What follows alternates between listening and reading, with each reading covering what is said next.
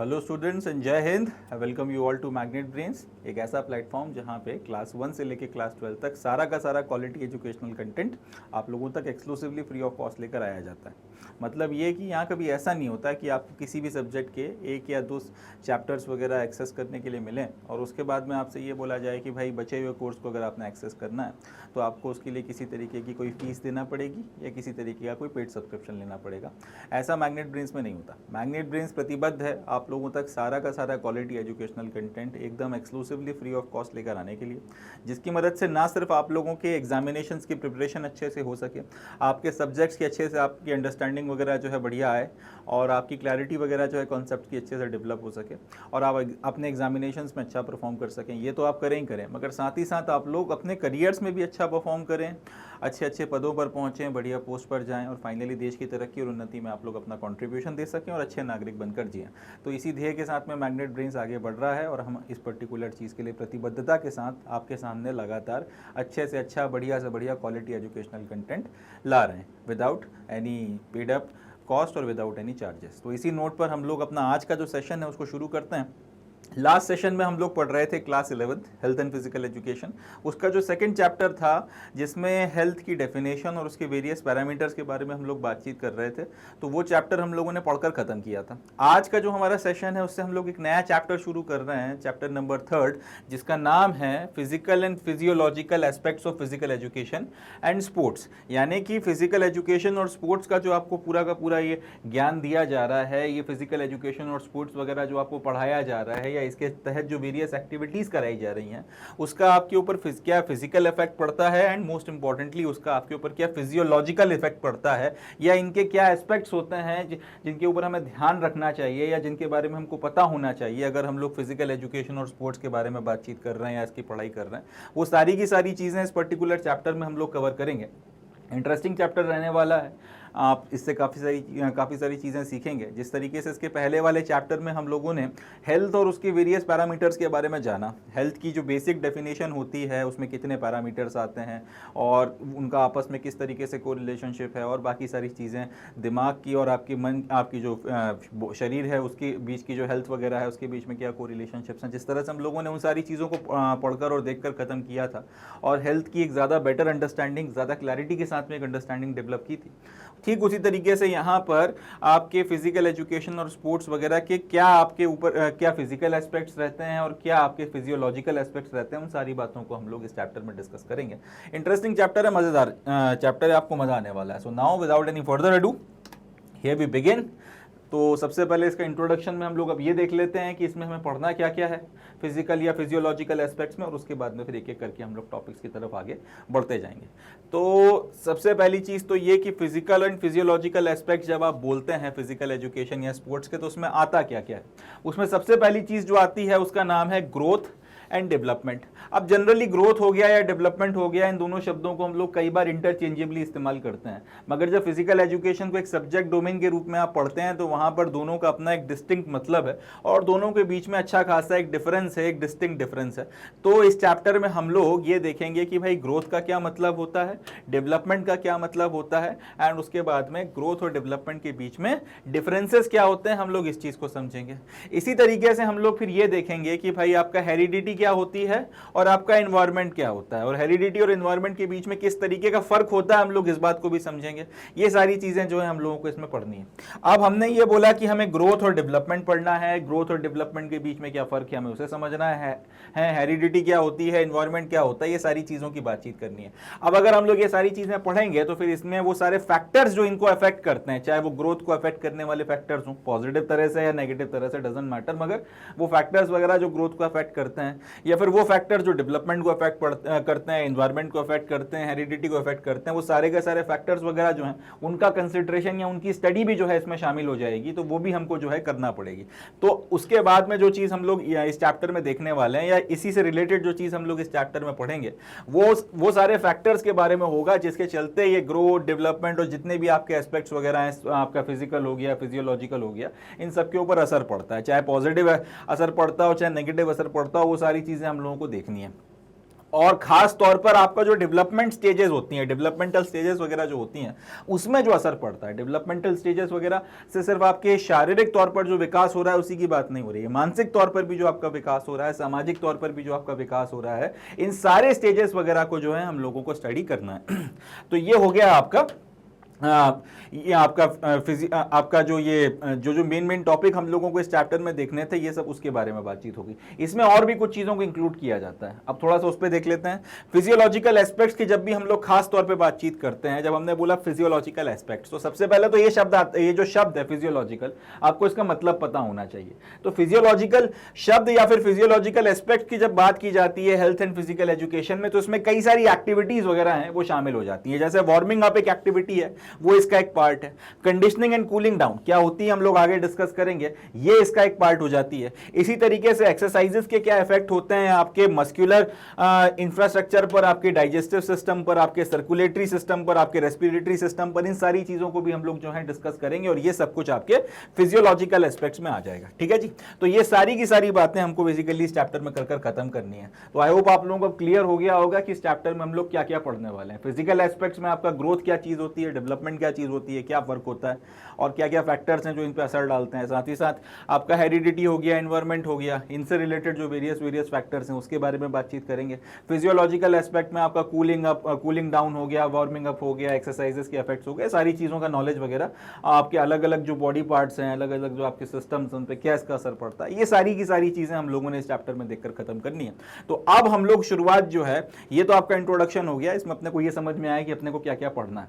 अब हम लोग टॉपिक्स के साथ में शुरू करते हैं और पहला टॉपिक जो हम लोगों को पढ़ना है वो है ग्रोथ एंड डेवलपमेंट। अब इसको हम लोग जो है डिटेल में देखेंगे। चलें, अब इसको देख लेते हैं। ग्रोथ का क्या मतलब होता है, डेवलपमेंट का क्या मतलब होता है, और फिर उसके बाद में इनके क्या डिफरेंसेस वगैरह हैं, वो सारी बातें हम लोग देखकर खत्म करेंगे। चलें, तो जब हम लोग बात करते हैं ग्रोथ की, अगर हम फिजिकल एजुकेशन के रिस्पेक्ट में बातचीत करें, फिजिकल एजुकेशन के पॉइंट ऑफ व्यू से अगर बोलें, तो ग्रोथ का मतलब होता है फिजिकल तौर पर जो डेवलपमेंट हो रहा है उसकी बात हो रही है। ठीक है जी। हालांकि अपन लोग ग्रोथ और डेवलपमेंट के जो दो शब्द हैं इनको इंटरचेंजेबली इस्तेमाल करते आ रहे हैं, मगर यहाँ पर इनके बीच में एक बेसिक डिफरेंस है, ये अपने को याद रखना है। जब भी हम लोग ये बोलते हैं ग्रोथ, तो ग्रोथ का मतलब क्या होता है? ग्रोथ का मतलब होता है अगर आपकी बॉडी में किसी तरीके का फिजिकल चेंज आ रहा है। जैसे एक छोटा सा बच्चा है, आपने उसे अगर लेट से 1 महीने का या 2 महीने का देखा था, अब उसके बाद में आप उसे 2 साल बाद देखते हैं, ऑब्वियस सी बात है वो काफ़ी बड़ा हो चुका होगा। हो सकता है वो अपने पैरों पे चलना सीख गया हो, अच्छे से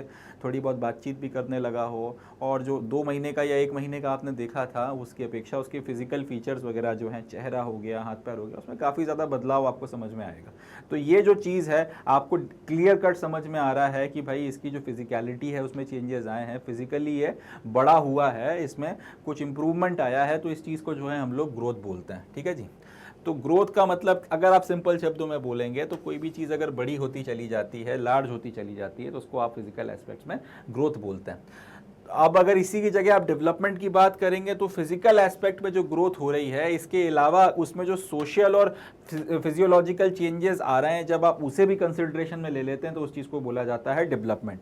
अब उसी बच्चे का एग्जांपल लेते हैं कि लेट से वो 2 महीने का था और 2 महीने से अब वो 2 साल का हो गया। तो 2 महीने से 2 साल के बीच में वो पैरों पर चलना सीख गया अपने, वो थोड़ा बहुत बोलने लगा, उसे काफ़ी सारी जो है चीज़ें समझ में आने लगी, उसके अच्छे खासे बाल आ गए, और भी काफ़ी सारी चीज़ें 1-2 साल के बच्चे में जो विकास आना होता है, जो थोड़ा बहुत विकास उसमें होता है, वो सारी चीजें आपको दिख रही हैं। अब ये सारे के सारे फिजिकल चेंजेस को आपने उठा के ग्रोथ बोल दिया, मगर इन्हीं फिजिकल चेंजेस के साथ में कुछ और आपके सोशल चेंजेस भी हुए हैं, कुछ फिजियोलॉजिकल चेंजेस भी हुए हैं। सबसे पहले तो उसको समझ में आने लगा है अभी तक कि उसकी मम्मी कौन है, उसके पापा कौन है, कौन उसकी दादी हैं, कौन उसके दादा हैं, कौन उसका भैया है, कौन क्या है। वो अगर लेट से वो बोल के भी नहीं बता पा रहा, तो कम से कम वो समझने लगा है। वो मम्मी के साथ में एक अलग तरीके का कंफर्ट होता है, एक स्ट्रेंजर के साथ में उस तरीके का कंफर्ट कभी नहीं डेवलप होता। तो उस बच्चे को जो है ये फर्क समझ में आने लगे हैं, उसको अपनी सोशल रियलिटीज जो है काफ़ी हद तक पल्ले पड़ रही हैं, काफ़ी हद तक उसके दिमाग में बात उतर रही है। इसी तरीके से फिजियोलॉजिकल चेंजेस वगैरह भी उसमें काफ़ी हद तक जो है अभी तक आ गए। जैसे एक थोड़ा सा बच्चा जो छोटा रहता है, जो बोल नहीं सकता, तो एक कॉमन चीज़ होती है कि जब उसे भूख लगती है वो रोने लगता है। ठीक है जी। वक्त के साथ में जब वो थोड़ा सा बड़ा होता है, अगर लेट से वो अभी अच्छे से बोलना नहीं सीख पाया तो वो कुछ एक्सप्रेशंस वगैरह करके बताने लगता है कि भाई उसे भूख लग रही है या इस तरीके की चीज़ें। तो जो ये सारी की सारी चीज़ें जो भी हो रही हैं ये फिजियोलॉजिकल बदलाव की कैटेगरी में आप रख सकते हैं। पॉइंट ये है कि जो भी आपके अंदर सामाजिक तौर पर या फिजियोलॉजिकल बदलाव आते हैं, अगर आपने उनको फिजिकल चेंजेस जो आपकी बॉडी में आ रहे हैं उसके साथ कंसिडरेशन में ले लिया तो ये सारी की सारी चीज़ कहलाती है डेवलपमेंट। तो अपने को ध्यान रखना है इस चीज़ को, या फिर इसको तरह से बोल सकते हैं कि डेवलपमेंट का मतलब होता है किसी भी चीज में जो आपका ट्रांसफॉर्मेशन आ रहा है, फिजिकल के साथ साथ दूसरे तरीके के जो ट्रांसफॉर्मेशंस या डेवलपमेंट्स, अगर आपने उसको सम टोटल कर अगर देखा तो जो डेवलपमेंट आपको मिल रहा है अलॉन्ग विथ इंप्रूवमेंट, वो जो भी आपको ट्रांसफॉर्मेशन देखने को मिल रहा है अलॉन्ग विथ इंप्रूवमेंट, उसको हम लोग डेवलपमेंट कह सकते हैं। इंपॉर्टेंट है, याद रखिएगा, ठीक है। ग्रोथ का मतलब क्या, फिजिकली आपके अंदर जो चेंजेस वगैरह आ रहे हैं, इंप्रूवमेंट या ग्रोथ हो रही है, वो सारी चीजें। और अगर आप इसी में बात करते हैं डेवलपमेंट की, तो फिजिकल के साथ में सोशल एंड साइकोलॉजिकल ट्रांसफॉर्मेशंस को भी आपने रख लेना है। तो यहीं से हम लोग इसका डिफरेंसेस याद रख सकते हैं। ग्रोथ का मतलब बिगर एंड बिगर होते चले जाना, क्वांटिटी में, साइज में, इन सारी चीज़ों में। डेवलपमेंट का मतलब ट्रांसफॉर्मेशन और इंप्रूवमेंट आना उस बिगर होते चले जाने के साथ में। ये एक डिफरेंस है, इसको अपने को ध्यान रखना है। दूसरे शब्दों में हम लोग इसको ऐसे भी कह सकते हैं कि ग्रोथ जो है वो बेसिकली क्वांटिटेटिव इंप्रूवमेंट है, यानी कि कितनी क्वांटिटी में बदलाव आया आप वो चीज़ देख सकते हो। डेवलपमेंट की जब बात की जाती है तो उसमें क्वांटिटेटिव इंप्रूवमेंट भी आपको देखने को मिलता है और क्वालिटेटिव इंप्रूवमेंट भी आपको देखने के लिए मिलता है। ये दोनों चीज़ें जो है आपको क्लियर कट साफ साफ समझ में आती हैं, ठीक है जी। ग्रोथ का मतलब क्या, इसमें सिर्फ क्वांटिटेटिवली आपको कुछ चेंजेस वगैरह समझ में आते हैं, और डेवलपमेंट का मतलब क्या, इसमें क्वांटिटेटिव के साथ साथ क्वालिटेटिव बदलाव भी आपको देखने को मिलते हैं। एक 2 साल के बच्चे को अगर आप एक 5 साल के बच्चे से या एक 10 साल के बच्चे से कंपेयर करोगे तो फिजिकली उसमें जो सारे के सारे चेंजेस आए हैं उनको आप उसकी ग्रोथ मान लो। और अब वो कितना अच्छे से बोलने लगा है, कितना अच्छे से पढ़ने लगा है, उसका जो कितना बड़ा एक आपका फ्रेंड सर्कल बन गया है, कब वो खेलने जाता है, क्या वो खेलता है, कितने सब्जेक्ट्स का उसके पास में कितना नॉलेज आ गया है, कौन सी क्लास में पढ़ रहा है, लोगों के साथ में उसका बिहेवियर कैसा है, ये सारी की सारी चीज़ें जो हैं ये उसके क्वालिटेटिव डेवलपमेंट का या क्वालिटेटिव इंप्रूवमेंट का पार्ट हो जाती हैं। तो ये सारी की सारी चीज़ें ग्रोथ की कैटेगरी में, ये सारी की सारी चीज़ें डेवलपमेंट की कैटेगरी में आ जाएंगी। तो ये अपने को ध्यान रखना है। चले आगे बढ़ते हैं। अब ग्रोथ को और थोड़ा सा डिटेल में डिस्कस करना शुरू करते हैं। ग्रोथ के और जो आपके दूसरे एस्पेक्ट्स वगैरह हैं इनके बारे में थोड़ी सी हम लोग बातचीत करेंगे। चले देखते हैं सर। तो ग्रोथ जो है इसके बारे में अभी हमने थोड़ी सी बेसिक बातचीत करी, थोड़ा सा उसको डिटेल में अपन लोग देख रहे हैं। इसको आप ऐसे भी रेफर कर सकते हो या फिर आप इसको ऐसे भी बोल सकते हो कि ग्रोथ एक ऐसी प्रोसेस है जिसके थ्रू जो आपकी बॉडी है, आपका जो शरीर है, वो साइज और शेप में इंक्रीज होता चला जाता है। जैसे यहाँ पर एक छोटा सा बच्चा आपको देखने के लिए मिल रहा है। अब ये ये थोड़ा सा बड़ा हो गया तो फिर ऐसा दिखने लगा, थोड़ा और बड़ा हो गया तो ऐसा, थोड़ा और बड़ा हो गया तो ऐसा, फिर ऐसा ऐसा, इस तरीके से एक सर्टेन पॉइंट तक जो है इसकी बॉडी में जो डायमेंशंस, जो भी इसके बॉडी डायमेंशंस हैं उसमें आपको ग्रोथ, आपको डेवलपमेंट समझ में आ रहा है, आपको उसमें इंक्रीमेंट समझ में आ रहा है, उसमें आपको विकास होता हुआ दिख रहा है। तो ये जो चीज़ है, ये जो फिजिकल आपका इंप्रूवमेंट होता चला जा रहा है साइज में और शेप में, इस चीज़ को क्या बोला जाता है, इस चीज़ को बोला जाता है ग्रोथ। ये एक बायोलॉजिकल प्रोसेस होती है, ये एक आपका नेचुरली होने वाली एक बायोलॉजिकल प्रोसेस है। इसमें आपका मतलब जोर नहीं है कि आप चाहोगे तो आप ग्रो नहीं करोगे, या फिर अगर आपने आज से ठान लिया कि भाई आपने ग्रो नहीं करना है तो फिर आपकी ग्रोथ नहीं होगी, ऐसा नहीं होता। ये होती ही है, इसको आप रोक नहीं सकते। तो ये एक बायोलॉजिकल या फिर एक नेचुरल प्रोसेस है। दूसरे शब्दों में हम इसको इस तरह से भी डिफाइन कर सकते हैं कि ग्रोथ जो है इसका मतलब होता है कि भाई आपका जो मास है उसमें इंक्रीमेंट होता चला जा रहा है, उसमें आपका उन्नति होती चली जा रही है, वो बढ़ता चला जा रहा है। जैसे यहाँ पर देखिए, ये छोटा सा बच्चा है, इसकी बॉडी में एक सर्टेन अमाउंट ऑफ मास है, उसके बाद में ये थोड़ा सा बड़ा होते होते लेट से अब ये इस स्टेज में पहुंच गया है। अब यहाँ पर क्लियर समझ में आ रहा है कि इसकी बॉडी में जितना मास है वो इस पर्टिकुलर स्टेज में जितना मास था उससे ज़्यादा हो गया है। तो ये मास वगैरह जो है जो बढ़ा है, जिसके चलते फिर उसका वॉल्यूम इंक्रीज हुआ है, जिसके चलते उसके डायमेंशंस में बदलाव आया है, ये सारी की सारी चीज़ें किस में आ जाती हैं, ये सारी की सारी चीज़ें आ जाती हैं ग्रोथ में। अब ग्रोथ शुरू कब से होती है इसकी बात की जाए तो एक बच्चा जब एक महिला जब एक बच्चे को कंसीव करती है, एक भ्रूण को जब कंसीव करती है, ग्रोथ उसके बाद से ही जो है शुरू हो जाती है। आपका जो महिला जो होती है उसके वूम्ब में जब वो कंसीव करती है एक भ्रूण को, एक पर्टिकुलर फोएटस को, जो बाद में जाके फिर एक बच्चा बनेगा, तभी से जो है आपकी ग्रोथ की प्रोसेस या प्रक्रिया वगैरह शुरू हो जाती है। जब फर्टिलाइज्ड एग जो है वो महिला के शरीर में ग्रो करना शुरू करता है और बढ़ते बढ़ते बढ़ते बढ़ते अल्टीमेटली फिर एक जो पूरा प्रेगनेंसी का स्टेज होता है, उसके बाद में डिलीवरी होती है, तब तक उसका विकास होता चला जाता है। जब उसकी डिलीवरी होती है उसके बाद में वो बच्चा जो है उसका फर्दर विकास होता चला जाता है और ये प्रोसेस चलती चली जाती है एक सर्टेन टाइम पीरियड तक, जब तक आपकी पूरी फिजिकल मैच्योरिटी जो है आप अटेन नहीं कर लेते। अब ये हर एक व्यक्ति के लिए अलग अलग होती है। कुछ लोग आपके जो हैं 15, 16, 17 तक एकदम जो है फिजिकली पूरा डेवलप हो जाते हैं। कुछ लोग उससे थोड़ा सा आगे तक 1-2-4 साल आगे चलते हैं। कुछ लोग उससे 1-2 साल पहले तक जो है उनका पूरा फिजिकल डेवलपमेंट खत्म हो जाता है। मगर एक माँ के पेट में, एक वूम्ब में एक एग के फर्टिलाइज होने के बाद प्रेगनेंसी शुरू होने से आपका ग्रोथ जो है वो शुरू होता है। 9 महीने तक आपका जो प्रेगनेंसी का पीरियड है उसमें आपका एक माँ के अंदर जो बच्चा जब पलता है तब उसका ग्रोथ होता चला जाता है। उसके बाद जब आपकी डिलीवरी होती है उसके बाद में फिर आपका आउटर वर्ल्ड में जो है बच्चा ग्रो करना शुरू करता है। करते करते करते करते एक सर्टेन पॉइंट, एक सर्टेन स्टेज आती है जब तक वो बच्चा ग्रो करता है और अपनी पूरी की पूरी जो कंप्लीट फिजिकल मैच्योरिटी है वो ऑब्टेन कर लेता है। उसके बाद में फिर जो है आपकी ये फिजिकल ग्रोथ रुक जाती है, मगर उस पॉइंट तक ये चलती रहती है। इसको हम लोग क्योंकि हम लोग यहाँ पर ये जो चीज़ है इसको देख सकते हैं अपनी आंखों के सामने होते हुए, वक्त के साथ में जो भी अप्रिशिएबल डिफरेंसेस आते हैं वो आपको पता चल जाते हैं, जिसके बेसिस पर आप ग्रोथ जो है उसको मेजर कर सकते हैं। जैसे यहाँ पर एक बच्चा है, या ये उसका एक सर्टेन एक साइज है, शेप है, डायमेंशन है। उसी की जगह एक पूरा एक आपका टीनेजर है, उसके साइज, शेप और डायमेंशंस में आपको ऑल टुगेदर डिफरेंस समझ में आ रहा है। तो क्योंकि अब इन दोनों के बीच में आपको एक अप्रिशिएबल डिफरेंस समझ में आ रहा है, एक वक्त लगा आपको लट से यहाँ तक पहुँचने में 12 साल लग गए, मगर इन 12 सालों में ये जो अप्रिशिएबल डिफरेंस है वो आपको समझ में आ रहा है। तो कुल मिलाकर हम लोग इस चीज़ को अपनी आंखों से होता हुआ देख सकते हैं, उसको मेजर कर सकते हैं कि जब आप इस एज में थे तब आपका किस तरीके का शेप था, साइज था, वेट था, और आप जब इस एज में हो तब आपका क्या शेप है, साइज है, वेट है, और अकॉर्डिंगली कितना डिफरेंस आ गया उसको मेजर किया जा सकता है। ठीक है जी, उस पर्टिकुलर चीज को हम लोग मेजर कर सकते हैं, यानी कि कितना क्वांटिटेटिव बदलाव आ गया है, मास कितना बढ़ा है आपकी बॉडी में, और उसके अकॉर्डिंगली आप में कितने और दूसरे चेंजेस आए, वो सारी चीजें देखी जा सकती हैं। तो ग्रोथ बेसिकली क्या है, एक क्वांटिटेटिव इंक्रीज है साइज में और शेप में। Physical growth refers to these changes in size and shape of different organs of the body, each of which normally proceeds at a different rate. तो अब अगर यहीं पर हम लोग ग्रोथ की जगह फिजिकल ग्रोथ बोलना शुरू करते हैं, अगर हम लोग इसके लिए और स्पेसिफिक एक टर्म इस्तेमाल करते हैं फिजिकल ग्रोथ, तो उसमें एक शरीर की जो ग्रोथ हो रही है, जब हम बोलते हैं कि भाई उसकी फिजिकल ग्रोथ की बात करनी है, तो ऐसा नहीं है कि सिर्फ उसमें कितना मास बढ़ गया हम उसी की बातचीत कर रहे हैं कि अभी इसका जो मास था वो इतने केजीज हुआ करता है और इतने साल में इसका जो मास है वो बढ़ के इतने इतने केजीज हो गया, तो इसकी फिजिकल ग्रोथ जो है इतने लेट से पहले 5 किलो था और अब 15 किलो हो गया, तो इसकी जो फिजिकल ग्रोथ है वो 10 किलो की है। ऐसे हम लोग बात नहीं करते हैं। जब हम लोग फिजिकल ग्रोथ की बात करते हैं ह्यूमन बॉडी में, तो हम लोग उसमें ये देखते हैं कि जो आपके अलग अलग ऑर्गन्स हैं उसमें कितना ग्रोथ आया है, उसमें कितना डेवलपमेंट आया है।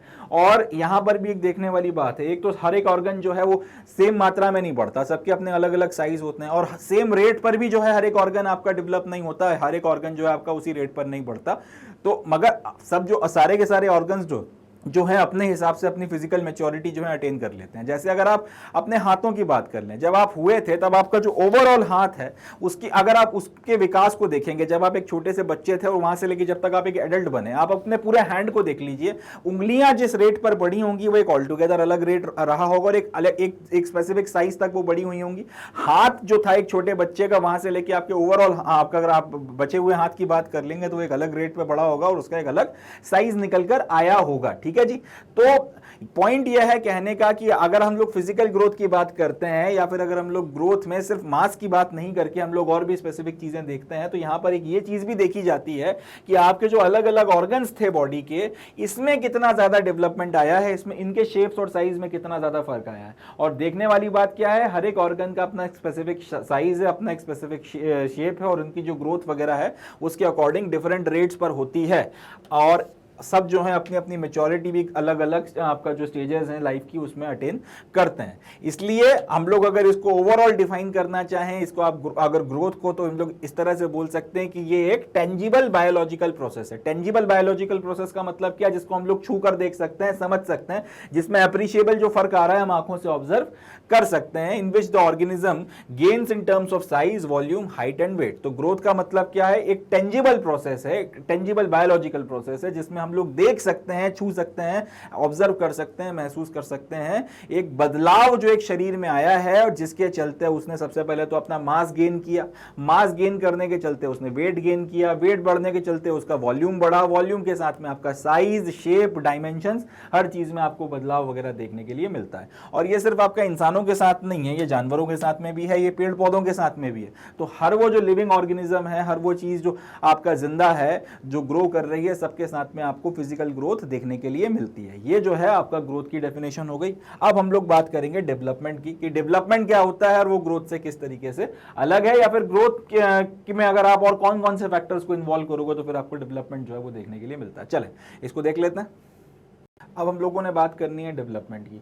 तो डेवलपमेंट को जब आप डिफाइन करेंगे तो कैसे डिफाइन कर सकते हैं। देखिए, जब आपकी ग्रोथ हो रही होती है तो फिर आपकी बॉडी में वॉल्यूम और शेप और साइज और बाकी सारी चीज़ों में चेंजेस आ रहा होता है, इसमें आपको डेवलपमेंट या फिर प्रोग्रेस देखने को मिलती है। जब हम लोग ग्रोथ में और भी दूसरे फैक्टर्स वगैरह को इन्वॉल्व करते हैं, जैसे अब आपने बोलना सीखा कि नहीं सीखा, आपने बोलना अगर सीखा तो कितना क्लैरिटी के साथ में आपने बोलना सीख लिया, लैंग्वेज पे आपकी कितनी कमांड बन गई है, इसके बाद में आपने पढ़ना लिखना भी शुरू किया तो कौन सी क्लास में आप हैं, और आपका जो है सामाजिक जो आपका उठना बैठना है कितने लोगों के साथ हो रहा है, कितने आपके फ्रेंड्स बन गए हैं, आपकी फैमिली के साथ में आपके कैसे रिलेशनशिप्स हैं, और आपका किस तरीके का कंफर्ट लेवल है, आप किस तरीके के स्वभाव के व्यक्ति निकल कर आ रहे हैं, आप अकेले रहना पसंद करते हैं, दोस्तों के बीच में रहना पसंद करते हैं, दोस्तों के बीच में रहते हैं तो फिर आपका कंडक्ट और बिहेवियर किस तरीके का रहता है। ये सारी की सारी चीज़ें जो हैं ये डेवलपमेंट में आ जाती हैं, या फिर ये सारी की सारी चीज़ें जो हैं इनको आप ऐसे कह सकते हो कि ये आपके अंदर आने वाले क्वालिटेटिव चेंजेस हैं। ये हर एक व्यक्ति में एक जैसे नहीं होते, कुछ लोगों में थोड़े ज़्यादा आपको देखने के लिए मिलते हैं, कुछ लोगों में थोड़ा कम देखने के लिए मिलते हैं।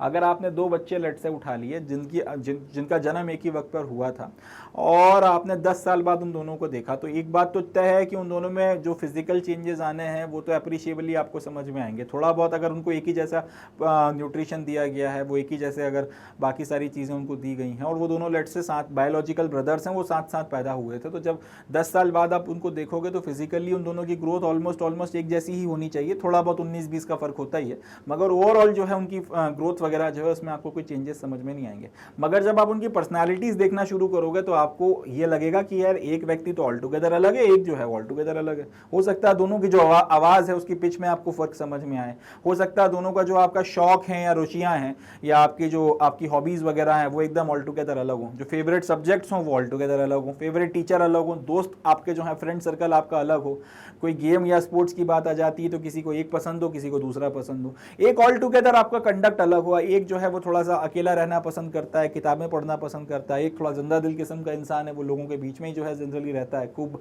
आपका गॉसिपिंग वगैरह पसंद करता है, खूब बातें करता है, हंसता है, मुस्कुराता है, जो भी है, एक ऑल टुगेदर अलग तरीके का व्यवहार कर रहा है। तो हम लोग ये जो सारे के सारे चेंजेस आए हैं जो हर एक व्यक्ति में एक जैसे नहीं हो सकते, भले वो एक ही तरीके की परिस्थितियों में बड़े हुए हों, एक ही तरीके की परिस्थितियों में ग्रो हुए हों, तो ये जो चेंजेस आपको देखने के लिए मिलते हैं ये सारे के सारे चेंजेस कहलाते हैं क्वालिटेटिव चेंजेस। ठीक है जी, ये क्वांटिटेटिव चेंजेस नहीं है, ये कहलाते हैं आपके क्वालिटेटिव चेंजेस।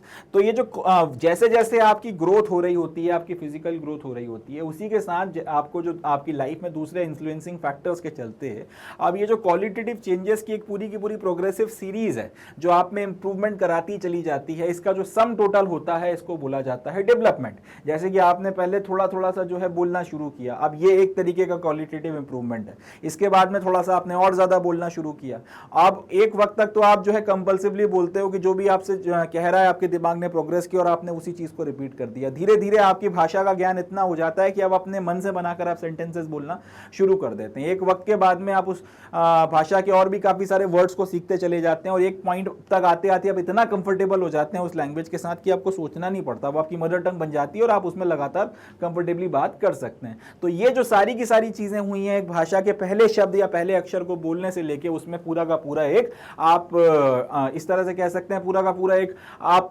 कमांड या एक कंट्रोल आपकी बहुत अच्छे से बन गई है। आप आसानी के साथ में उस भाषा को बोल सकते हैं, इस्तेमाल कर सकते हैं। ये चीज़ जो है एक पूरी की पूरी सीरीज है एक प्रोग्रेसिव क्वालिटेटिव चेंजेस वगैरह को लाने की, और ये जो चीज़ है इसको डेवलपमेंट में गिना जाता है। अगर आप ग्रोथ की बात करें तो ग्रोथ की अपेक्षा जो डेवलपमेंट है इसके ऊपर एक्सटर्नल फैक्टर्स का यहाँ पे अपने को एक बात समझ में आ रही है कि ज्यादा प्रभाव पड़ता है। इस तरह से है कि लेट्स से अगर आप एक बच्चे को हिंदी भाषियों के बीच में छोड़ देंगे, अगर वो चारों तरफ हिंदी भाषा बोलने वालों से घिरा हुआ है तो उसकी मदर टंग नेचुरली हिंदी भाषा ही निकल कर आएगी, क्योंकि वो चारों तरफ वही देख रहा है। इसी की जगह अगर उसको तमिल एनवायरमेंट में छोड़ दिया जाए जहां सब लोग तमिल ही तमिल बोल रहे हैं तो वो वक्त के साथ में तमिल सीख जाएगा। यही बात Telugu, Malayalam, English, Russian, mandarin जो भी आपकी भाषाएं उसके ऊपर लागू होती हैं। अब ये जो आपका ये जो सारी की सारी चीजें हैं या फिर ये जो पर्टिकुलर माहौल है जिसमें वो बच्चा पल के बड़ा हो रहा है और जिसके चलते वो एक सर्टेन भाषा को अपनी मदर टंग के तौर पर अडॉप्ट करेगा, ये एक्सटर्नल फैक्टर है। और इसका जो है उसकी डेवलपमेंट के ऊपर या फिर ये जो प्रोग्रेसिव चेंजेस आने वाले हैं जिनको हम लोग ओवरऑल जिनके सम टोटल को डेवलपमेंट कहते हैं,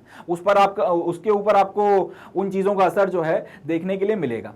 अब वो बच्चा किसी भी इन्वायरमेंट में रहे मैटर नहीं करता, वो चीनियों के घर में पैदा हो या फिर आपका वो इंडियंस के घर में पैदा हो, इंडियंस में भी वो तमिल्स के घर में हो, मलयालियों के घर में हो, वो सेंट्रल इंडियंस के घर में हो, बंगालीज के घर में हो, गुजरातियों के घर में हो, डजंट मैटर, उसकी फिजिकल ग्रोथ तो होनी है। उससे कोई फर्क नहीं पड़ता कि वो किस एनवायरमेंट में। एक्सटर्नल फैक्टर्स इतना ज्यादा उस पर असर नहीं डालते। अगर उसको ठीक ठाक खाना मिल रहा है, ढंग से उसका ध्यान रखा जा रहा है तो फिजिकल ग्रोथ तो होनी है, बड़ा तो उसको होना ही होना है। मगर किस तरीके से बड़ा होना है, किस तरीके का व्यवहार करना है, किस तरीके के कल्चर को अडॉप्ट करना है, वो सारी की सारी बातें डिपेंड करती हैं एक्सटर्नल फैक्टर्स के ऊपर।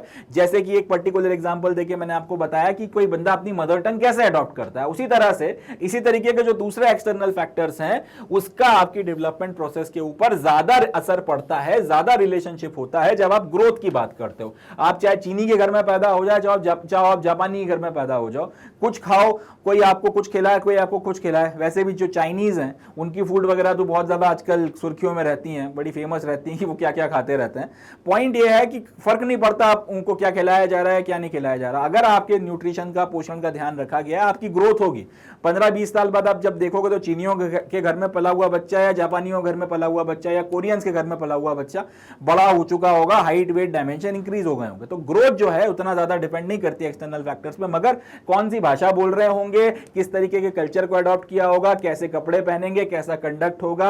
अब वो जैसे इंडियंस में होता है कि किसी का अभिवादन करने के लिए हाथ जोड़ते हैं तो हाथ जोड़ेंगे, या जापानियों में होता है कि किसी का अभिवादन करने के लिए इतना झुकते हैं वो नीचे की तरफ, ऐसे झुकेंगे। डिपेंड करता है कि कौन सा कल्चर अडॉप्ट किया है। तो ये जो है एक्सटर्नल फैक्टर के ऊपर आ जाती है बातें, और सारा का सारा जो ये प्रोसेस है एक्सटर्नल फैक्टर पे डिपेंड करता है। चलें आगे बढ़ते हैं। Proper development cannot take place unless external factors such as nutrition, activity and protection from disease and other socio-cultural influences are well ensured। वही बात आ जाती है कि अगर आप प्रॉपर डेवलपमेंट चाहते हैं तो उसके लिए एक्सटर्नल फैक्टर्स आपके ऊपर एक पॉजिटिव इंपैक्ट डाल रहे हैं कि नहीं डाल रहे हैं, उसका बहुत ध्यान रखना जरूरी हो जाता है। अब जो एक्सटर्नल फैक्टर्स हैं उसमें एक चीज ये भी आ जाती है कि भाई आपको न्यूट्रिशन किस तरीके का मिल रहा है। अगर आपको खाना अच्छा दिया जा रहा है मगर खूब अगर फैटी और ऑयली खाना है तो उसका एक बॉडी के ऊपर एक गलत असर पड़ता है। वो कहीं ना कहीं फिर आपकी जो फिजिकल ग्रोथ है उस पर भी असर डालेगा, मगर साथ ही साथ फिर वो आपकी मेंटल ग्रोथ पे भी असर डालता है। तो आपको न्यूट्रिशन मिल रहा है और किस तरीके का मिल रहा है उसका कहीं ना कहीं आपकी ग्रोथ पर भी असर पड़ता है, और वो आपके डेवलपमेंट पे भी जो है एक असर डालता है। अगर ब्रेन पूरी तरीके से डेवलप ही नहीं होगा तो फिर वो, या उसकी जो फिजिकल डेवलपमेंट नहीं होगा, उसकी एब्जॉर्बिंग कैपेसिटी नहीं बनेगी, तो फिर वो एब्जॉर्ब क्या कर लेगा? एब्जॉर्ब नहीं करेगा तो डेवलपमेंट के ऊपर असर पड़ने वाला है। तो न्यूट्रिशन एक ऐसा फैक्टर है जो एक्सटर्नल फैक्टर है, वो आपकी ग्रोथ पर भी असर डालता है और वो साथ ही साथ आपके डेवलपमेंट पर भी असर डालता है। इसी तरीके से आप किस तरीके की फिजिकल एक्टिविटी कर रहे हो। बचपन से ही आप डम हो, खेलने ही नहीं जाते हो, आपको खेलने नहीं जाने दिया जा रहा, फिर एकदम गोलू मोलू से हो जाओगे। अगर इसी की जगह बचपन से अगर आपको जो है फिजिकल एक्टिविटीज में इन्वॉल्व किया जा रहा है, स्पोर्ट्स में अगर आपको इंकरेज किया जा रहा है, तो एक वक्त आते आते आप लगातार वो काम कर रहे हो तो फिटनेस फिर जो है दिखने लगती है। इसी तरह से आपको डिसीजेस वगैरह से अगर प्रोटेक्शन मिल रहा है, पोलियो हो गया आपका और बाकी तरीके के जो डिसीजेस वगैरह हो गए जिसके टीके लगते हैं या आपको अगर खुराक वगैरह दी जाती है उनकी, जिसके चलते आपको उनसे प्रोटेक्शन मिल जाता है, इस तरीके के आपके टीके वगैरह लगे हैं कि नहीं लगे, ताकि वो आपको इन डिसीजेस वगैरह से बचा के रख सके।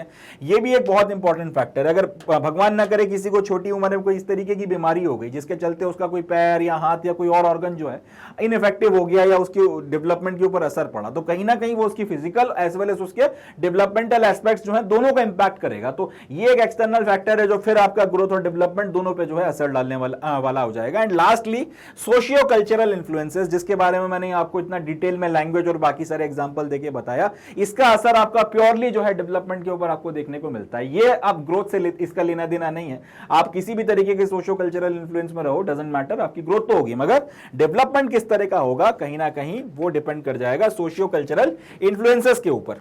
इसको हम लोग ऐसे भी डिफाइन कर सकते हैं, अगर यहां से अब इतनी बात जो हमने करी है इसके चलते अब हम लोग डेवलपमेंट की एक बड़ी स्टैंडर्ड डेफिनेशन यहां से निकाल सकते हैं कि development can be defined as the emerging and expanding of capabilities of the individual. यानी कि जैसे जैसे एक व्यक्ति की ग्रोथ होती चली जाती है उसके साथ में अब एक बंदा जो है उसमें जो कैपेबिलिटीज वगैरह का इमर्ज होना, उसमें जो नई नई स्किल्स हैं उनका इमर्ज होना और उनका फिर एक्सपेंशन या फिर उनका जो डेवलपमेंट होता चला जाता है एक इंडिविजुअल के अंदर, इसको जो है आप डेवलपमेंट कह सकते हैं, इसको जो है आप डेवलपमेंट में काउंट कर सकते हैं। चलें आगे बढ़ते हैं। तो जितना अपना अभी तक का डिस्कशन रहा है इससे कुल मिला के हम लोग ग्रोथ के बारे में ये बात कह सकते हैं कि ग्रोथ जो है, जितना अभी तक हम लोगों ने डेवलपमेंट के अलग अलग एस्पेक्ट्स वगैरह को डिस्कस किया है, इसकी मदद से हम लोग इस कंक्लूजन पर निकल सकते हैं या फिर हम लोग ये बात कह सकते हैं कि ग्रोथ जो है किसी भी बच्चे के डेवलपमेंट का बेसिस होती है। जब तक एक बच्चे में फिजिकल ग्रोथ नहीं होती और एक सर्टेन अमाउंट तक फिजिकल ग्रोथ नहीं हो जाती है तब तक डेवलपमेंट का चांस ही नहीं बनता।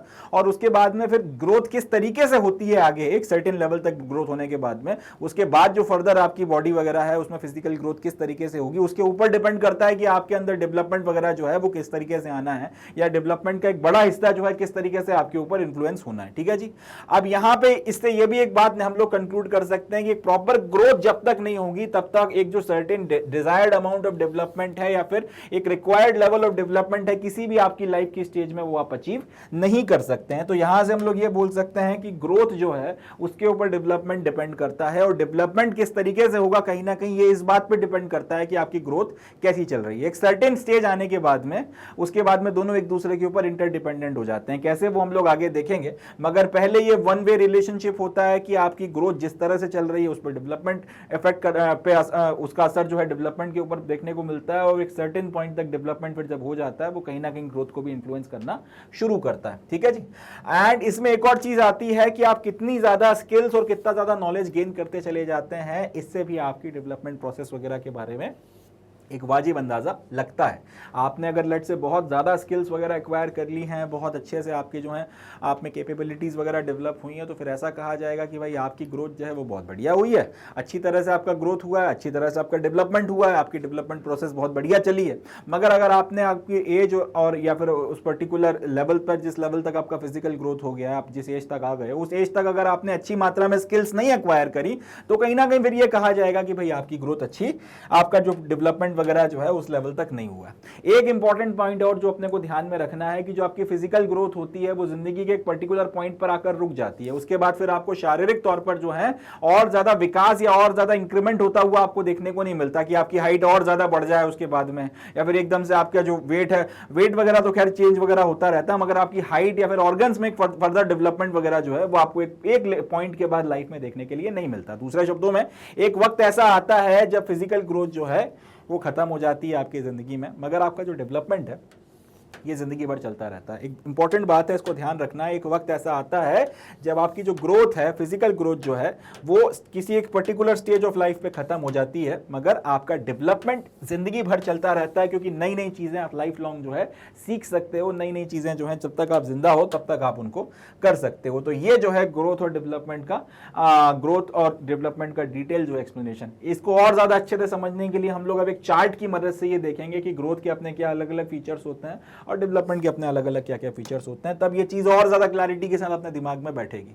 तो पहला पॉइंट जो आप यहाँ पे जो डिफरेंसेस हैं ग्रोथ और डेवलपमेंट के, क्योंकि कई बार बच्चे कंफ्यूज भी हो जाते हैं, ये थोड़ा सा आपके आपस में कन्वोल्यूटिंग टॉपिक्स वगैरह हैं भी, आपस में काफ़ी ज़्यादा इंटरमिंगल्ड हैं, इंटरट्विन्ड हैं, तो आपको कई बार जो है कन्वोल्यूशन वगैरह महसूस होता है, कन्फ्यूजन वगैरह बनता है। इसलिए हम लोग इनका एक चार्ट वगैरह बना के इनकी कैरेक्टरिस्टिक्स को एक बार फिर से देखते हैं और सेग्रीगेट कर इनको समझ ज़्यादा बेटर तरीके से अंडरस्टैंड करते हैं। चले, तो एक तरफ आपका ग्रोथ लिखा हुआ है, एक तरफ डेवलपमेंट लिखा हुआ है और इनके डिफरेंसेस। सबसे पहला ग्रोथ जो है वो विजिबल होती है। ऑब्वियस सी बात है, अब अगर एक 2 साल का बच्चा है और एक 5 साल का बच्चा है तो दोनों में कितना फर्क आ जाएगा, 2 साल का जब वो था और उससे जब वो 5 साल का हो गया उसमें कितना फर्क आ जाएगा, वो आपको क्लियर कट जो है देखने को मिलता है। तो ग्रोथ जो है वो विजिबल होती है। डेवलपमेंट में अगर आपको ऑब्जर्व करना पड़ता है, एक 5 साल का बच्चा या फिर एक 10 साल का बच्चा या 15 साल का बच्चा कितना दक्ष है, कितना ज्यादा जो है वो अपना इंप्रूव किया है, ये आपको समझ में आता है उसको ऑब्जर्व कर उससे बात कर उसके रिजल्ट वगैरह को देखकर, उसके कंडक्ट या बिहेवियर को देखकर, उसका किस तरीके से पूरा अपना जो है कंडक्ट है, वो सारी चीज़ों को आपको ऑब्जर्व करना पड़ेगा, तब जाके आपको जो है उसका डेवलपमेंट समझ में आएगा। इसी तरह से इसको आप ऐसे भी बोल सकते हैं कि ग्रोथ जो है वो क्वांटिटेटिव है, यानी कि क्वांटिटेटिवली आप में कितना बदलाव आया है वो चीज़ या फिर उसकी मदद से जो है आप ग्रोथ को डिफाइन करते हो कि आप 5 किलो के थे, आप 15 के हो गए या 50 के हो गए, तो उसके बेसिस पे आप बता सकते हो कि भाई इतना मास बढ़ा है, अकॉर्डिंगली इतना वॉल्यूम बढ़ा है, इतनी हाइट बढ़ी है, इतने डायमेंशंस बढ़े हैं, और वो आंखों के सामने आपको दिखता है। उसमें ये नहीं है कि आपने नकार दिया कि मैं तो नहीं मानता कि वेट इतना बड़ा है, तो उस पर फिर डिबेट की जा सके। वो क्लियर कट दिखती है चीज़, उसमें मतलब कोई इफ एंड बट या डिबेट की बात नहीं होती है। Development is quantitative as well as qualitative, ये एक बहुत इंपॉर्टेंट फैक्टर है।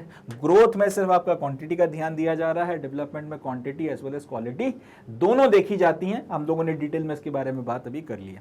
Growth comprises of height, weight, size and shape of body and its organ. Self explanatory है कि ग्रोथ में अब जैसे जैसे मास बढ़ेगा तो ये सारी चीजों में फर्क आने लगता है या डेवलपमेंट आने लगता है, आपको विकास होता हुआ दिखता है। तो इन सारी चीजों में जो बदलाव आ रहा है, आपके ओवरऑल शरीर के शेप और साइज में जो बदलाव आ रहा है और इसके जो अलग अलग ऑर्गन्स हैं उसमें जो आपको बदलाव वगैरह देखने को मिल रहा है, सारी की सारी चीजों को आप ग्रोथ की कैटेगरी में रखते हैं। Along with the physical changes, cognitive, social and emotional changes are also included in development. यानी कि आपका ये जो सारे के सारे बदलाव आ रहे हैं, उन सारे बदलावों के साथ साथ आपका जो सामाजिक बदलाव जो हुआ है, आप में जो इमोशनल चेंजेस आए हैं, आप में जो कॉग्निटिव बदलाव आए हैं, इन सारी चीजों को भी जब आप इंक्लूड कर लेते हो तो आपका जो इंटेलेक्चुअल डेवलपमेंट कितना हुआ है, ये सारी चीजों को जब आप इंक्लूड कर लेते हो तो वो चीज फिर आपका डेवलपमेंट कहलाती है। यानी कि ये यहां पर जाके डेवलपमेंट का एक सब पार्ट बन जाता है। ग्रोथ डेवलपमेंट का एक हिस्सा है। डेवलपमेंट उस अदरवाइज जो है वो चीज नहीं होती, वो असर जरूर डालती है फिजिकल चेंजेस वगैरह, मगर कहीं ना कहीं यहां पर दूसरी चीजें भी इंक्लूड कर ली जाती हैं। इसके बाद में ग्रोथ में it is due to cell division. Obvious सी बात है, बायोलॉजिकल एक्टिविटी है, सेल्स लगातार बढ़ते चले जाते हैं तो ग्रोथ जो है आपकी होती चली जाती है। और डेवलपमेंट की बात की जाए तो it happens due to motor and mental processes and their interplay.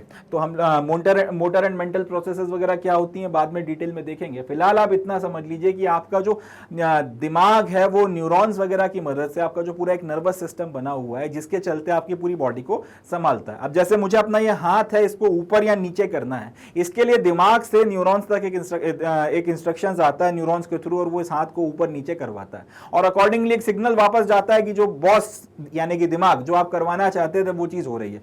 ये एक पूरा का पूरा मूवमेंट है, इसको आप मोटर मूवमेंट मान सकते हैं। एक सतही डेफिनेशन दे रहा हूं, बाद में डिटेल में हम लोग इस पर डिस्कशन करेंगे। तो ये जो मोटर डेवलपमेंट है और मेंटल प्रोसेसेस, मोटर मूवमेंट जो आपका डेवलपमेंट है या मोटर मूवमेंट्स वगैरह जो हैं, इनका जो कितना फास्ट रेट पे आपका मूवमेंट वगैरह हो सकता है, तो ये सारा का सारा डेवलपमेंट वगैरह, और आपकी जो मेंटल प्रोसेसेस वगैरह और दिमाग में जो चल रही हैं और इनका जो एक इंटरप्ले होता है आपस में, ये सारी की सारी चीजें जो हैं ग्रोथ में आ जाती है, सारी की सारी चीजें आपके डेवलपमेंट में आ जाती हैं। इसके बाद में ग्रोथ एक पर्टिकुलर टाइम पर जाके रुक जाती है। ग्रोथ एक वक्त के बाद में आपको होती हुई नहीं समझ में आती। ठीक है जी, फिजिकल ग्रोथ की बात कर रहा हूं। ये नहीं है कि अब अगर मेरे हाथ हैं या उंगलियां हैं तो वो जिंदगी भर बढ़ते चले जाएंगे, वो एक सर्टेन पॉइंट पर आके रुक जाएंगे। इसी तरह से मेरा जो हार्ट है, जो नाक है, जो कान है, जो आंखें हैं, हाथ हैं, पैर हैं, वो सब एक सर्टेन पॉइंट तक ही ग्रो करेंगे, उसके बाद उसमें ग्रोथ नहीं होती है, फिजिकली जो है वो ग्रो करना बंद कर जाते हैं। तो एक पर्टिकुलर पॉइंट आता है, एक लिमिटेड पीरियड तक ही जो है आपको ग्रोथ देखने को मिलती है, उसके बाद में फिर आपको ग्रोथ देखने के लिए नहीं मिलती। डेवलपमेंट जिंदगी भर चलता है क्योंकि अलग अलग चीजें आप लोग सीखते रहते हैं। जितना आप सीखते जाएंगे उतना आपके ऊपर जो है असर पड़ता है, उसका मानसिक तौर पर और आपकी स्किल्स वगैरह के सेट के ऊपर। तो वो चीज आप लगातार जो है इंप्रूव करते चले जाएं तो वो कहीं ना कहीं जिंदगी भर आपके ऊपर असर डालता है। चलें आगे बढ़ते हैं। और इसके जो फर्दर डिफरेंसेस हैं वो अब देख लेते हैं। Growth can be measured objectively, obvious सी बात है, आप किसी को देखकर ही बता सकते हो कि भैया तुम्हारे में कितना क्या बदलाव जो है वो आ गया है। और लेट से अगर आप डे टू डे बेसिस में भी देख रहे हो, आप लेट से वेट मेजर करते चले जाओगे तो किस तरीके से प्रोग्रेसिवली कितना कितना एक एक दिन के साथ में एक सर्टेन टाइम पीरियड में, लेट से एक हफ्ता, एक महीना, जो भी आपका टाइम पीरियड आपने रखा है उसमें कितना कितना डेवलपमेंट आता जा रहा है, कितना इंक्रीमेंट आता जा रहा है, आप उसका रिकॉर्ड रखकर भी जो है इसका एक ऑब्जेक्टिव असेसमेंट कर सकते हैं कि आपकी ग्रोथ वगैरह का रेट क्या चल रहा है। डेवलपमेंट की बात की जाए तो यहाँ पर आपको पूरा बिहेवियर जो है वो ऑब्जर्व करना पड़ेगा, उससे फिर आप ये पता लगाओगे कि बिहेवियर में कितनी मैच्योरिटी है, कितनी इमेच्योरिटी है एज के हिसाब से, और उसके बेसिस पर आपको पता चलता है कि भैया कितना जो है डेवलपमेंट हुआ है और कितना जो है उसकी दरकार बाकी है। तो कहीं ना कहीं ये एक बहुत बेसिक डिफरेंस है। ग्रोथ को आप देखकर टेंजिबली मेजर कर सकते हैं, उसका रिकॉर्ड रख सकते हैं किस तरीके से ग्रोथ वगैरह हो रही है। डेवलपमेंट बिहेवियर को देखकर ऑब्जर्वेशन के बाद ही जो है उसके बारे में कुछ निष्कर्ष निकाला जा सकता है या फिर कुछ कहा जा सकता है। ग्रोथ के जो है आपको किसी भी व्यक्ति की पर्सनालिटी के सिर्फ एक ही एस्पेक्ट के बारे में बताती है, वो है उसमें आने वाले फिजिकल चेंजेस, और कहीं ना कहीं इसका स्कोप जो है वो लिमिटेड है। डेवलपमेंट की बात की जाए तो वो आपका जो व्यक्तित्व है उसके काफी सारे एस्पेक्ट को कवर करती है और इसका स्कोप बहुत ज्यादा वास्ट है। ग्रोथ में तो सिर्फ यही पता चलता है कि अभी इतने कि आज से 5 साल पहले आपका क्या मतलब फिजिकल डायमेंशंस वगैरह की स्थिति थी और आज की तारीख में क्या स्थिति है एंड ऑल दैट। मगर जब आप डेवलपमेंट की बात करते हैं, डेवलपमेंट में फिर आ जाती है कि कौन सी नई स्किल सीखी, कौन सा कितने आपने अभी तक क्लासेस पार कर लिए हैं, कितने सब्जेक्ट्स का आपके पास में नॉलेज है, मैथ्स पे कमांड कैसी है, साइंस के बारे में कितना जानते हो, सोशल साइंस के बारे में कितना जानते हो, एंड वगैरह वगैरह अलग अलग सारी तरीके की जो सारी चीजें वो इसमें आ जाती हैं। Growth can be measured and continues up to a certain age of an individual. इसमें हमने डिटेल में बात कर ली कि ग्रोथ को आप मेजर कर सकते हो और एक सर्टेन एज तक जो है एक अलग अलग इंडिविजुअल व्यक्ति की जिंदगी के वो चलती है, वो आपको देखने को मिलती है। डेवलपमेंट जो है मगर एक आपका वो रिलेटेड है आपका क्वालिटेटिव एस्पेक्ट के साथ में, और मेजर करना उसको डिफिकल्ट है। For instance mental ability, academic achievement वगैरह वगैरह। यानी कि ग्रोथ तो है एक सर्टेन एज तक आपको दिखती है, उसके बाद में रुक जाती है, तो तब तक आप उसे मेजर कर सकते हो। मगर डेवलपमेंट की बात की जाएगी तो उसके लिए आपको कई सारी चीजें जो एकदम देखकर आप नहीं कह सकते कि इसमें बदलाव आया है कि नहीं आया, वो चीजें देखना पड़ेंगी। एग्जाम्पल के लिए एक व्यक्ति है 18 साल तक उसकी जो एज है उसका लेट से तब तक शारीरिक विकास होता है। 18 साल की एज तक उसका जो भी शारीरिक विकास होना था हो गया, उसके बाद में अब उसमें और ज्यादा जो है ग्रोथ वगैरह आपको देखने को नहीं मिलेगी। मगर 18 साल की उम्र में ये जो बच्चा है सिर्फ आपका 12th पास है। 10 साल बाद जब आप उससे मिलोगे और लेट से उसने अपनी फिजिकल फिटनेस वगैरह ठीक ठाक मेंटेन कर रखी है, तो मोर और लेस आपको उसमें कोई बहुत ज्यादा बदलाव नहीं आएगा। हो सकता है थोड़ा दाढ़ी वगैरह बनाने लगा हो और बाकी चश्मा वगैरह लगाने लगा हो, बट ओवरऑल उसके डायमेंशंस में आपको बहुत ज्यादा बदलाव नहीं नजर आएगा। वो आपको मोर और लेस वैसा ही दिखेगा जैसा 17-18 में उसके फिजिकल डायमेंशंस थे। अब मगर इन 10 सालों में लेट से उसने अपना करियर बना लिया, लेट से वो नेशनल डिफेंस एकेडमी ज्वाइन कर लेता है और उसके बाद इंडियन मिलिट्री एकेडमी चला जाता है, वहां से ऑफिसर बन के कमीशन हो गया 21-22 साल की उम्र में, और उसके बाद से वो 6-8 साल से अगर नौकरी कर रहा है फौज में, अब तक आपका कैप्टन या फिर मेजर की रैंक तक पहुंच गया। अब इस बीच में उसने जिंदगी में जो सारी चीजें देखी हैं, मिलिट्री की अपनी खुद की ट्रेनिंग हो गई, उसने एक नई तरीके की स्किल्स उसको दी हैं, उसका जवानों के साथ में हैंडलिंग वगैरह, तो उसने उसके ऑल टुगेदर अलग तरीके का सोशल एनवायरमेंट दिया है। इसके अलावा अलग अलग जगह लेट से वो सर्विस कर आ गया, सियाचिन में -50 में खड़ा हो चुका है और उसके बाद में उसको राजस्थान भेज दिया, वहां पे +50 में जो है वो सर्व करके आ चुका है। हर तरीके के एनवायरमेंट वगैरह देख लिए हैं। तो 18 साल का वो बच्चा जो आपने देखा था जिसका फिजिकल ग्रोथ रुक गया है, और 28 साल का वो लड़का या वो वयस्क जिसको आप देख रहे हो जिसमें थोड़ा बहुत आपका दाढ़ी वाड़ी बनाने लगा है, इसके अलावा कोई खास फिजिकल चेंजेस नहीं आए, वो एक मानसिक तौर पर कितना विकसित हो चुका है, वो डेवलपमेंटल पॉइंट ऑफ व्यू से कितना आगे जा चुका है, उसने कितने एक्सपीरियंसेस गेन कर लिए हैं, उसके बिहेवियर और कंडक्ट में कितना फर्क आ गया। 10 साल पहले ऑल टुगेदर अलग तरीके का बिहेवियर था, 10 साल के एक्सपीरियंसेस ने उसको बदल के रख दिया, वो एक अलग मैच्योर मैन की तरह बिहेव कर रहा है। लेट से स्पेशल फोर्सेस में चला गया, 50 तरीके के एनकाउंटर किए, ऑल टुगेदर अलग आदमी। आईएएस में चला गया, बाबू बन गया, अलग तरीके की जो जिंदगी जी रहा है। तो आप एक डेवलपमेंट जो है उसको आप बस फिजिकल एस्पेक्ट से नहीं देख सकते, उसमें जिंदगी के अनुभव भी जो है वो जुड़ते चले जाते हैं। तो कहीं ना कहीं वो क्वालिटेटिव एस्पेक्ट्स वगैरह पे आके रुक जाता है कि जिंदगी किस तरीके की जी है, किस तरीके के मेंटल इंप्रिंट्स और इंप्रेशन पड़े और उसका फिर आपकी जिंदगी की क्वालिटी पे क्या असर देखने को मिलता है। Last limits of the growth are set by the heredity of an individual, यानी कि किस व्यक्ति की कितनी कितनी ग्रोथ होनी है वो एक व्यक्ति के हेरिडिटी पे डिपेंड करती है। कई लोग जो है उनकी हेरिडिटी ऐसी होती है कि लेट से उनका 5 फीट से ज्यादा ग्रोथ नहीं होनी है, कई हैं जो 7-7 फीट के हो जाते हैं, कई जो है उनका वो आपका उस पर्टिकुलर इलाके का वो पानी ही ऐसा है या उनके जीन्स ही ऐसे हैं कि उनकी इंट्रिंसिक जो है आपकी आप कह सकते हैं वो वेल बिल्ट होते हैं। जैसे नॉर्थ वेस्टर्न इलाकों के जो लोग हैं आपके वो सारे के सारे, कई ऐसे होते हैं जो उतना वेल बिल्ट नहीं होते हैं। तो आपकी हेरिडिटी कैसी है कहीं ना कहीं उसके ऊपर बहुत हद तक डिपेंड करता है कि आपकी ग्रोथ किस तरह से होने वाली है। Development is more affected by the environment available to the person. मगर डेवलपमेंट की बात की जाए तो आपके आसपास में माहौल कैसा है उसके ऊपर वो चीज जाकर बहुत ज्यादा डिपेंड करती है, उसके ऊपर जो है वो बहुत ज्यादा उसका असर रहता है, उसके ऊपर बहुत ज्यादा जो है वो इंपैक्ट डालता है। वही बात कि आप हिंदी इलाकों में बड़े हुए तो हिंदी बोलोगे, तमिल इलाकों में तमिल बोलोगे, मलयाली, और इस तरीके से भाषा के आधार पर फिर किस तरीके का आप करियर चुनते हो, किस तरीके की आपको नॉलेज मिलती है, किस तरीके का आपका लोगों के साथ उठना बैठना है, मेंटल इंप्रिंट कैसे है और उसके अनुसार आपका विकास किस तरीके से हुआ, और सारी की सारी चीजें जो हैं आपका डेवलपमेंट एस्पेक्ट्स में आ जाती हैं। चलें, तो ये जो है ग्रोथ और डेवलपमेंट के बीच के मेजर फैक्टर्स है जो हम लोगों ने डिस्कस कर खत्म किए हैं। आगे बढ़ना है। So with this we come to the end of session. आज का जो सेशन था इसमें हम लोगों ने हमारे health and physical education class 11th का जो सिलेबस है, एनसीईआरटी की जो हमारी किताब है, उसके तीसरे चैप्टर की शुरुआत हमने करी है। इसमें हम लोगों ने आज का जो सेशन रहा मेजरली हमने इसमें ये देखा कि इस चैप्टर में हमको पढ़ना क्या क्या है और उसके बाद में ग्रोथ एंड डेवलपमेंट क्या होते हैं, इसमें क्या फ़र्क है, क्या डिफरेंसेस हैं, ये सारी की सारी बातें हम लोगों ने कर आज खत्म करी हैं। नेक्स्ट जो हमारा सेशन रहेगा उस सेशन में अब हम लोग वो कौन कौन से फैक्टर्स हैं जो ग्रोथ और डेवलपमेंट पर असर डालते हैं, पॉजिटिव नेगेटिव, किस तरीके के इम्पैक्ट वगैरह उनके होते हैं, उन सारी बातों के बारे में हम लोग अपना डिस्कशन कंटिन्यू रखेंगे। मगर आज का जो सेशन है इसको हम लोग यहीं पर समाप्त करते हैं। अब खत्म करने के पहले मैं आप लोगों को बताना चाहूँगा कि आप मैग्नेट ब्रेन्स की हमारी वेबसाइट पर जाएँ। यहाँ पर सारा का सारा क्वालिटी एजुकेशनल कंटेंट आप लोगों को exclusively free of cost provide कराया जाता है। कई बार बच्चे एक शिकायत करते हैं आपका जो यूट्यूब चैनल है उस पर कि वीडियोज़ वगैरह देखने के लिए वीडियोज़ वगैरह जो हैं कई बार सर्च करने में थोड़ा सा दिक्कत आती है या प्लेलिस्ट वगैरह जो है थोड़ा सा ढूंढने में प्रॉब्लम होती है यूट्यूब का जो चैनल है उसके ऊपर। तो उस चीज़ का यहाँ पर खास ध्यान रखा गया है। यहाँ पर सारा का सारा जो क्वालिटी कंटेंट है एकदम ऑर्डर्ड तरीके से अरेंज किया गया है जिससे कि आपको ढूंढने में जो थोड़ा सा वक्त लग जाता है 1-2 मिनट का वो भी ना लगे। आप जैसे ही एक्सेस करें तो जहाँ जो भी वीडियोज़ या जो भी आप लेक्चर्स या सब्जेक्ट वगैरह या उसकी प्लेलिस्ट आप सर्च कर रहे हैं वो सारी आपको आसानी से मिल जाए।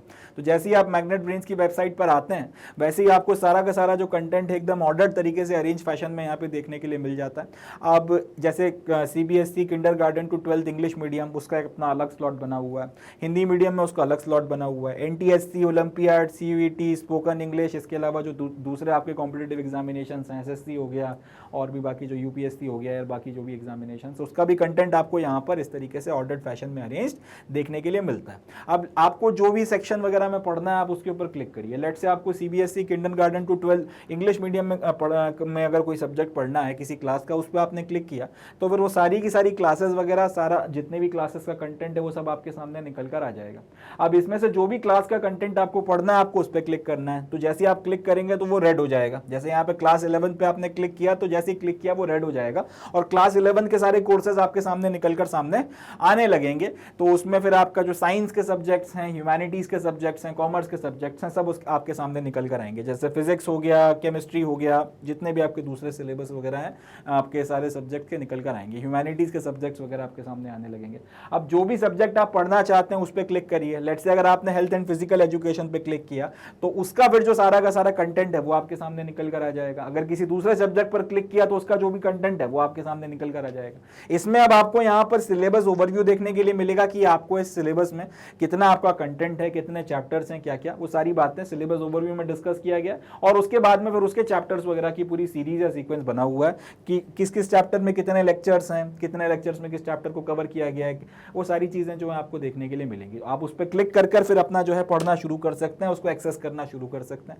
फिर वही बात जो मैंने शुरुआत में कही थी कि आपको इसके लिए किसी तरीके का कोई हिडन या किसी भी दूसरे तरीके का अदरवाइज चार्जेस देने की जरूरत नहीं है। सारा का सारा content exclusively free of cost आपके एक्सेस करने के लिए, आपके डिस्पोजल के लिए यहाँ पर आपको मिल जाएगा। तो जितना चाहें आप उतना पढ़ें, जितना चाहें आप उतना नॉलेज गेन करें। जो भी आपका एग्जाम है, जो भी आपका टारगेट है, जिसकी भी आप आप तैयारी कर रहे हैं, जिसके लिए आप उस पर्टिकुलर सब्जेक्ट के नॉलेज को चाहते हैं, जितना चाहें उतना गेन करें। नॉलेज से बड़ा कोई इंपावरमेंट नहीं होता, नॉलेज से बड़ा कोई सशक्तिकरण नहीं होता। तो जितना हो सकता है अपने आप को आप इंप्रूव करते चले जाएं, एनहांस करते चले जाएं, डेवलप करते चले जाएं। बाकी लोगों को भी इसके बारे में बताएं, इस इनिशिएटिव से उनको अवगत कराएं। और ज्ञान का जो ये शेयरिंग का जो प्रचार प्रसार का जो एक अपना पूरा का पूरा इनिशिएटिव चल रहा है, इसमें आप लोग भी अपना योगदान दें, आप लोग भी अपनी भागीदारी दें। बाकी तरक्की के पथ पर चलते रहें, मेहनत करते रहें एंड मोस्ट इंपॉर्टेंटली जुड़े रहें मैग्नेट ब्रेन्स के साथ। तो इसी नोट पे calling it the day and concluding the session. मिलता हूँ आपसे अगले सेशन में। तब तक के लिए अपना बहुत ध्यान रखें, खुश रहें, पॉजिटिव रहें, पढ़ते रहें। थैंक यू, जय हिंद।